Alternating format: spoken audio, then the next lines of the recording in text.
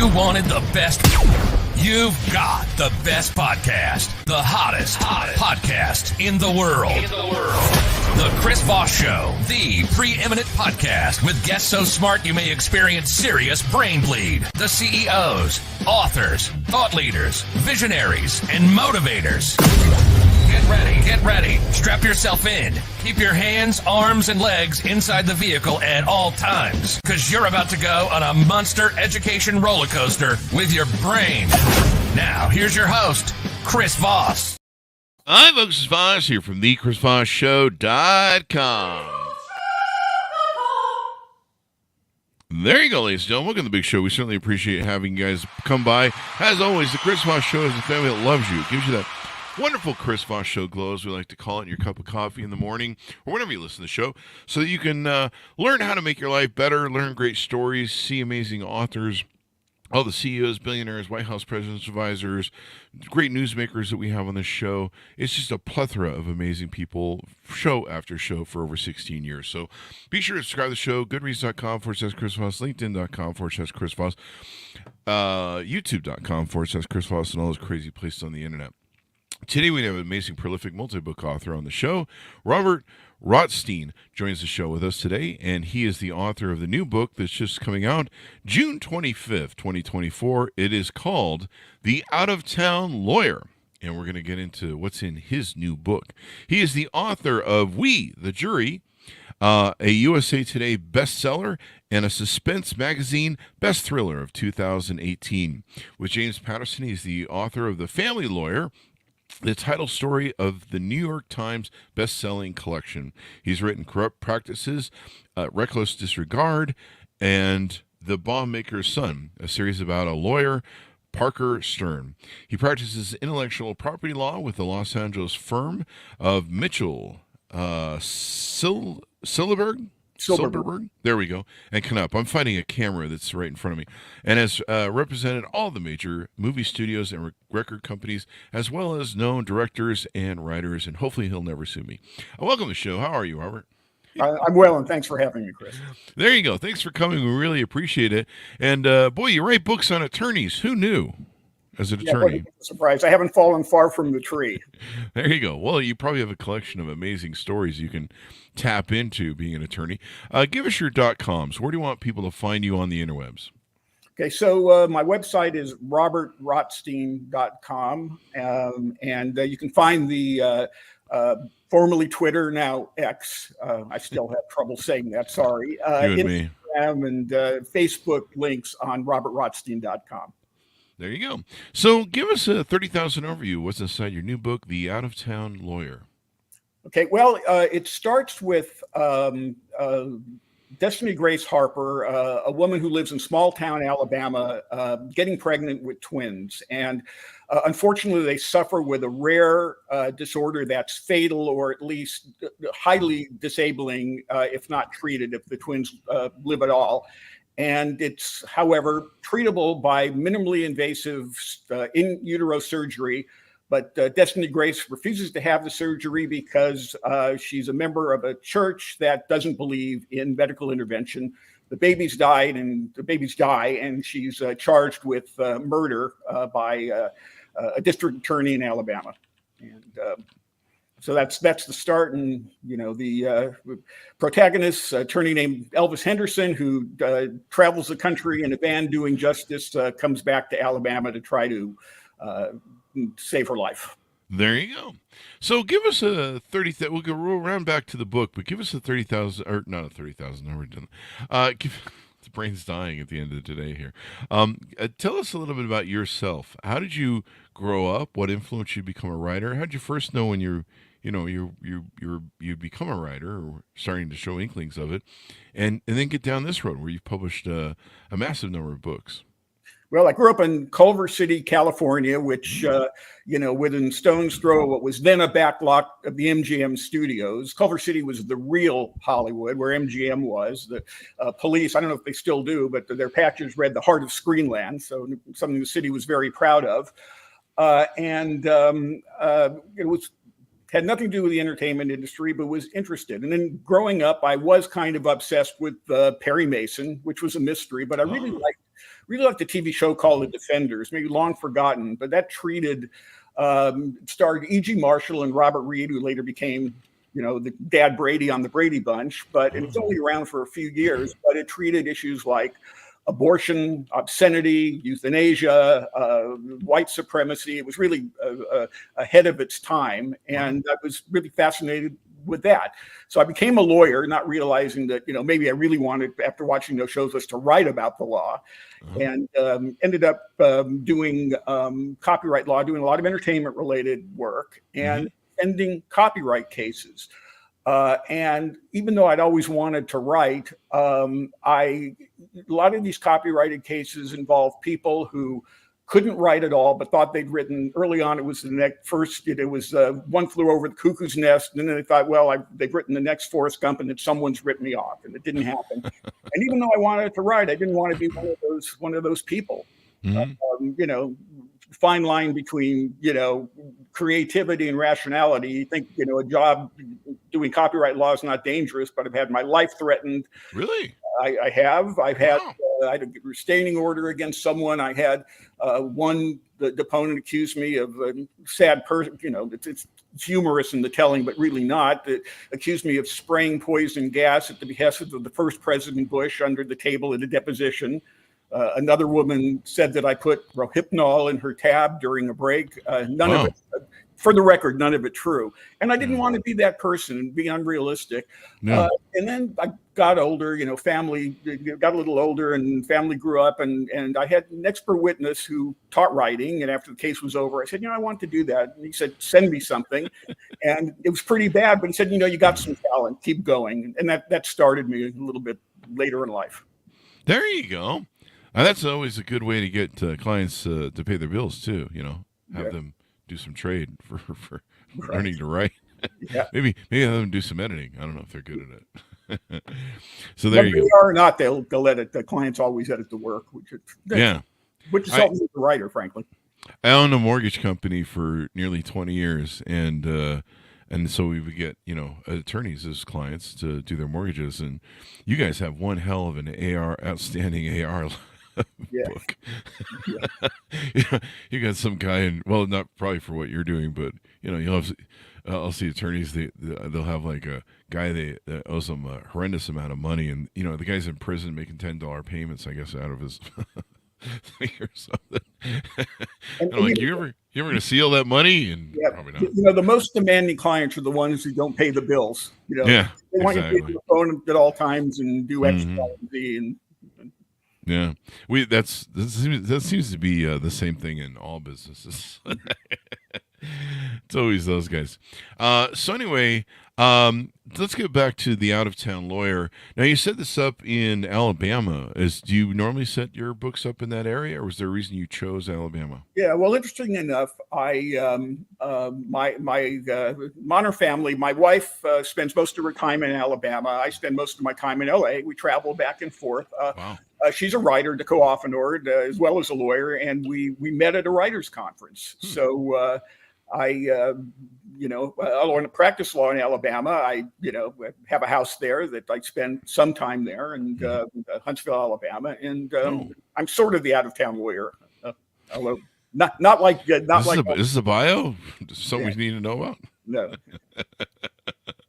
So that's so I've got familiar, was sort of interested in an outsider's view of justice there. And also, at the time, and things have changed. I started writing this before the Dobbs case came down, but Alabama had the most restrictive, anti-abortion law in the country at the time. So I thought it would be a good place to set, a mother's rights versus the unborn story. Definitely topical for what's going on right now in America, and there's all sorts of stuff going on with the abortion laws and where you can do them, and it's a hot topic. So you're putting your finger on the pulse there. Yeah, it's not only that. There are some cases that really go out there. What really inspired me, there's one that in particular that really got to me, and it's part of the emphasis of this book, and that is there was a pregnant woman in Birmingham, Alabama, who got into an altercation, and she was shot, and her baby died. Who's prosecuted? Not the shooter, but the woman who was pregnant because she supposedly provoked the fight. The other woman was standing her ground and was allegedly responsible for killing her own baby. Now, fortunately, the charges were dropped, but there are a number of cases in the country that are like that, where women are being prosecuted for similar things. And I thought that was, even sort of a logical extension of what's going on. I remember that case. That was wild. I was like, what? What are you doing? Yeah. Like, I mean, it's just weird. And I think a lot of this, sadly, is political, as opposed to just like, can we just be human beings to each other? And people, I mean, we shouldn't, people make mistakes. That doesn't, that doesn't excuse hurting someone else, or especially maliciously or intent. But yeah, it's some of these things are tragic enough as they are on their face of it, and sometimes maybe those are the lessons you learn. Like, that's what I would learn if I had lost a baby picking a fight with somebody. I would have learned that I did a horrible thing and maybe I should be better. But and then of course losing a child is, that's no small thing for especially a woman. So you delve into these different topics. Were you afraid maybe of writing something like this with engendering any sort of controversy because of the political fallout and stuff like this? Well, it's concerned me. I got a review, an individual review on somebody who had a pre-review copy. Wrote on Goodreads, this should be the legal thriller of the year, and I should have given it 5 stars, but based on my view of mothers' rights, I'm giving it 3 stars. And I thought, I'm probably doing something right, because there you go. You want to get people to think and stir up controversy. I certainly don't want them to get, too angry at me, but it's a controversial issue, and I think the out-of-town lawyer pushes the envelope because, personally, I would have thought Destiny Gray should have this procedure to get the babies healthy, and so they wouldn't suffer, or go somewhere and terminate the pregnancy would have been more humane than what happened to her. So trying to push the moral issues and look at the things that are closer to the line that all sides might stop and question. There you go. This is how we use art and comedy and stories like this to kind of put a reflection or a mirror up to ourselves and be like, is this the best method of what we're doing and how we're being the best way we can be? And so that's kind of what art does. It puts a mirror up to us and goes, maybe we're not the best people of human nature, and hopefully we can be subjective towards it and be like, yeah, maybe we should be better. Comedians do that, where they kind of reflect and joke about some of the stupid things and bad things we do. And I think hopefully it gives some people pause. I know I've sometimes looked at comedy and went, yeah, he's being funny, but he's actually really right. We probably should be better. So I don't know what your thoughts are on that. Well, you go back and certainly comedy, and I think fiction and entertainment can change things. You go back and look at Lenny Bruce now, and growing up, when I was growing up, he was being thrown in jail, and now it's pretty innocuous humor. It's like it's nothing.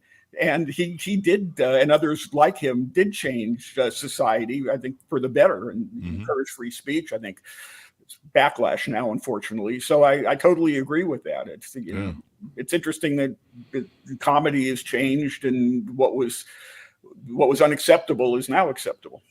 Yeah, Lenny Bruce, man. He took a lot of crap. Jim Morrison, The Doors. He was always getting arrested on stage for saying stuff.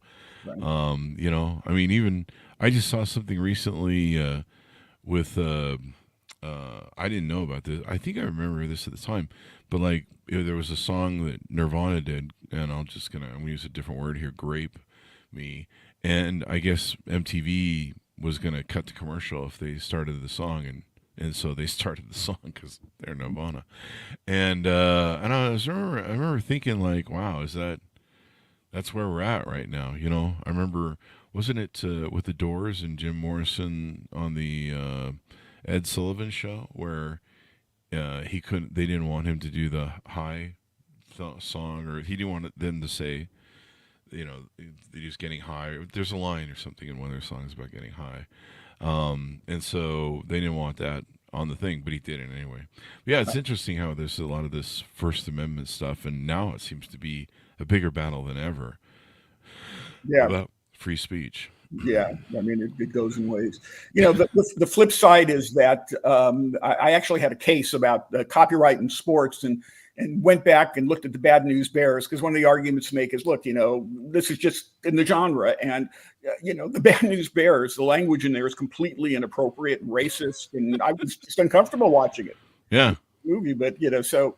Yeah, our standards changed. It's interesting you mentioned Jim. I just read that Bob Dylan, and I can't remember the song, refused to do the Ed Sullivan Show because he wanted to really? sing something, relating, I think, to politics. So we wanted to sing the John Birch Society Blues, and okay. even though the John Birch Society was, the extreme, probably now much more norm in the norm with some people these days, but then Dylan refused to go on the show.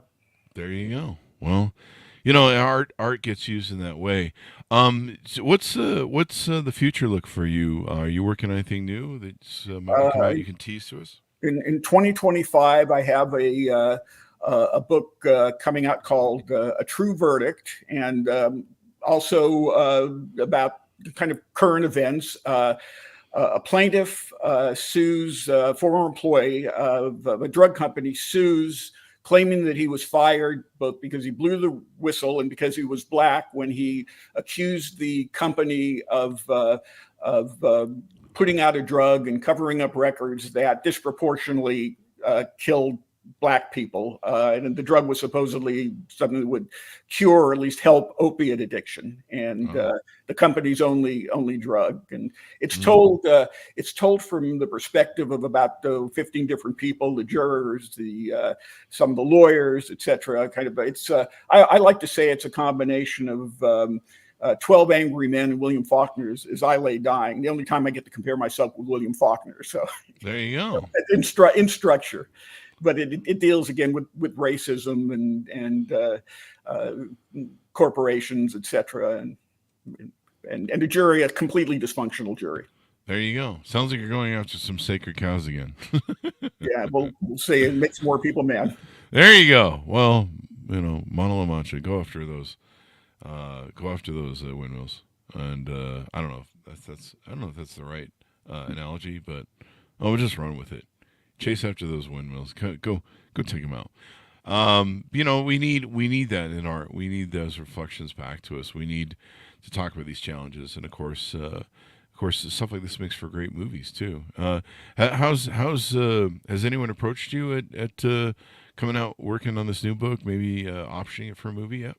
No one's approached me yet. I do take, having been kind of on the outskirts of the entertainment business, I'm a lawyer, not an entertainment guy, but I know enough to know that, even if you get an option, for me, it's congratulations, but, yeah. I hope the lightning strikes for you. There you go. Well, I think it'd make an interesting book. It would, it's right on point for being topical for what's going on right now. So, yeah, most definitely. Final thoughts as we go out, and your .com. Final thoughts is thank you for having me, and the .com again is robertrotstein.com. There you go. Well, thank you very much, Robert. We really appreciate it, man. Thank you, Chris. Thanks to my audience for tuning in. Go to goodreads.com/Chris Voss, LinkedIn.com/Chris Voss, all those crazy places on the internet. Thanks for tuning in. Be good to each other. Stay safe. We'll see you next time.